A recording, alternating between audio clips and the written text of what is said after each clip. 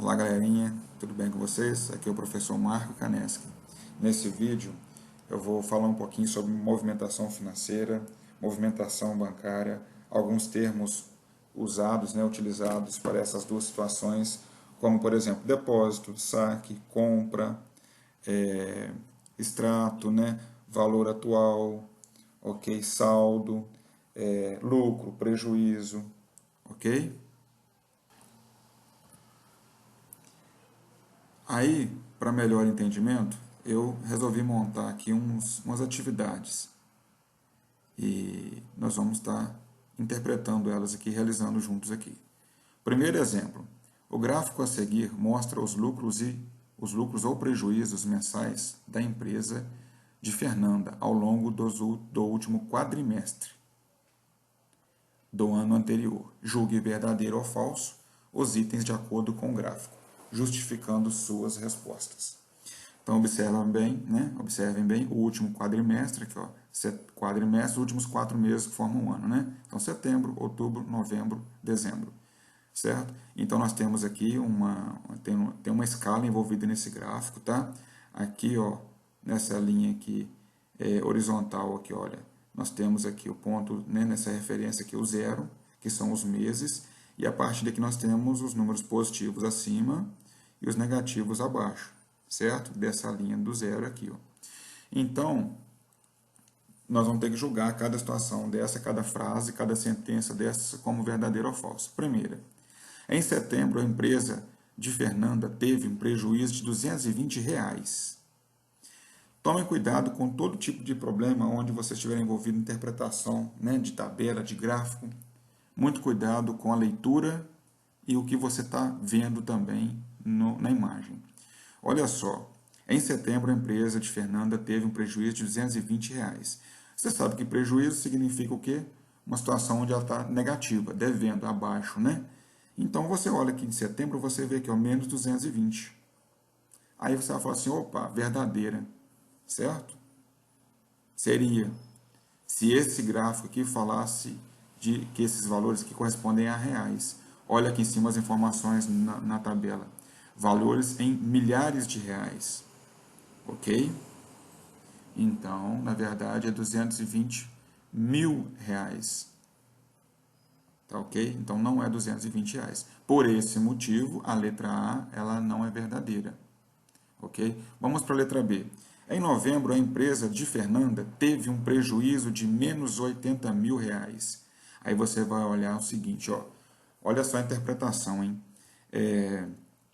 Em novembro, beleza, novembro, ó, menos 80. E aqui está 80 mil. E aqui em cima também fala dos milhares, então tá certo, menos 80 mil. Não é? Só que olha só, olha a concordância da frase. Quando você fala que a sua empresa ela teve um prejuízo, ela está negativa. A palavra prejuízo, ela já traz com ela a ideia de estar negativa. Não é correto você, na frase, aparecer a palavra prejuízo e, juntamente ao valor correspondente ao prejuízo, aparecer um sinal de menos. O sinal de menos, ele indica que esse valor ele é negativo. A palavra prejuízo ela já indica que o número também é negativo. Não é necessário, não precisa de ter a palavra prejuízo com o sinal de menos. Então, por esse motivo, a letra B ela está falsa. O valor está correto, ó, 80 mil, certo? Só que aqui, para ela ter sido considerada verdadeira, em novembro a empresa de Fernanda teve um prejuízo de 80 mil. Não tinha que aparecer o sinal de menos. Certo? Letra C. Num balanço geral, a empresa de Fernanda lucrou nesse quadrimestre. Para ela lucrar, ela mais teve que efetuar o quê? Ela teve que ter mais vendas, por exemplo, do que mais recurso ganho do que defasado, né?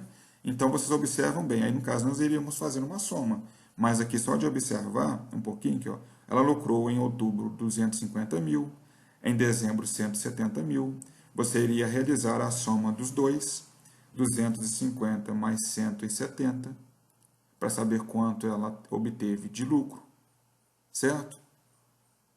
Aí 250 mais 170, 5 mais 7, 12, 3 mais 1, 2, 3 mais 1, 4, 420 mil de lucro. E quanto que ela teve de prejuízo? 220 mil com 80 mil. 220 mil com 80 mil de prejuízo dá 300 mil de prejuízo. Então, sendo que aqui em cima ela teve 420 mil de lucro e aqui embaixo ela teve 300 mil de prejuízo, ela mais lucrou do que teve prejuízo nesse quadrimestre. Então, a letra C ela é verdadeira. Num balanço geral, a empresa de Fernanda lucrou nesse quadrimestre. Letra D. O resultado total do quadrimestre ficou em mais 120 mil. E aí? Verdadeiro ou falso? O resultado total do quadrimestre ficou em 120 mil positivo. Bom, só de observar aqui a situação da letra C, nós conseguimos concluir que ela está verdadeira. Por quê?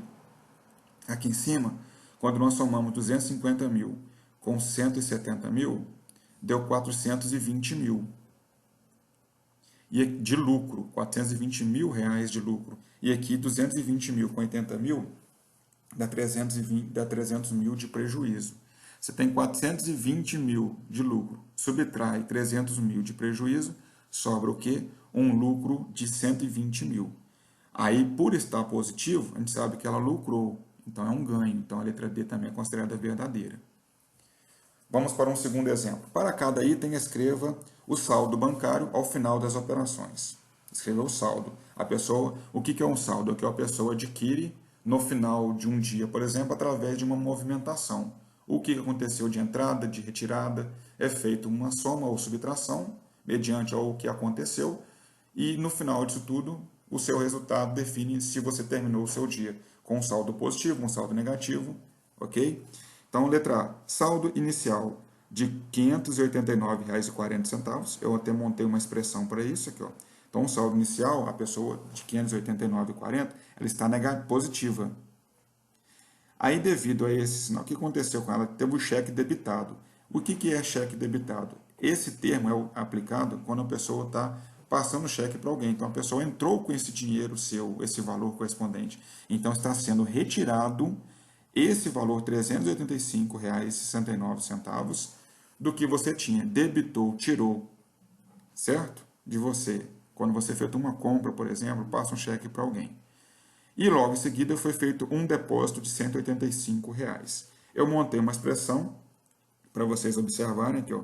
Ela iniciou um saldo positivo, somou com um débito, com uma retirada, e somou com um depósito, uma situação onde ela vai depositar, vai ser um ganho para ela. Resolvendo essa expressão, aí aqui você pode realizar a expressão de duas formas diferentes. Você pode fazer o seguinte, você pode observar aqui, ó, sinais diferentes, subtrai e dá o sinal do maior. Pega esse valor, primeiro, subtrai do segundo, fica um resultado positivo, porque o primeiro é positivo, ele é maior. Aí você vai pegar o resultado e vai somar com isso, porque os dois vão ter sinais positivos. Ok? Para chegar num saldo positivo de R$ 388,71.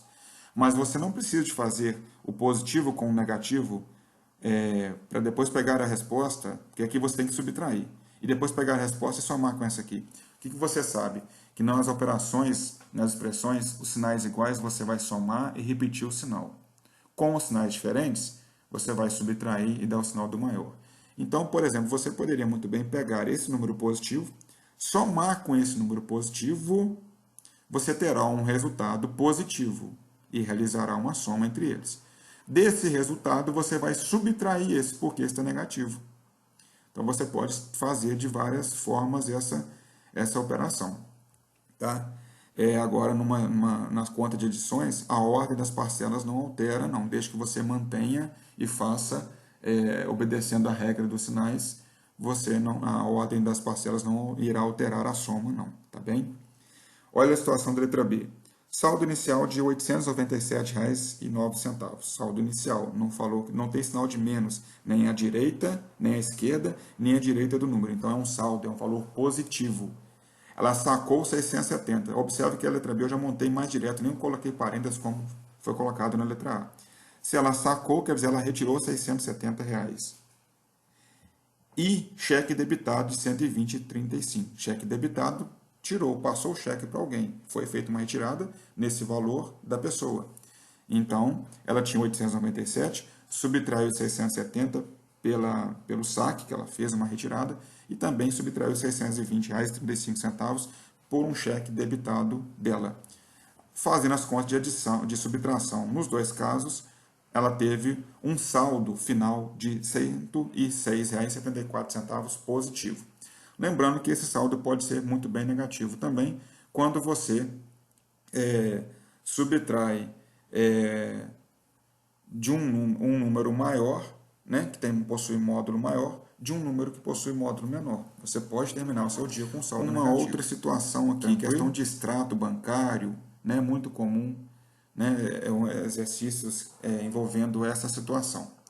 Então, olha bem, o controlador do saldo bancário, né, observa o controlador da Lúcia, que é um extrato dela aqui. Ó. Lúcia construiu uma planilha eletrônica como o apresentado a seguir. Então, o que ela fez? Observa a planilha. Ó.